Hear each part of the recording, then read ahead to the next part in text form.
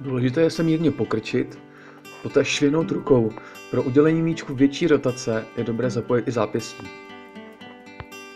Váhu přenášejte z jedné nohy na druhou a po odehrání míčku se okamžitě vraťte do středové pozice.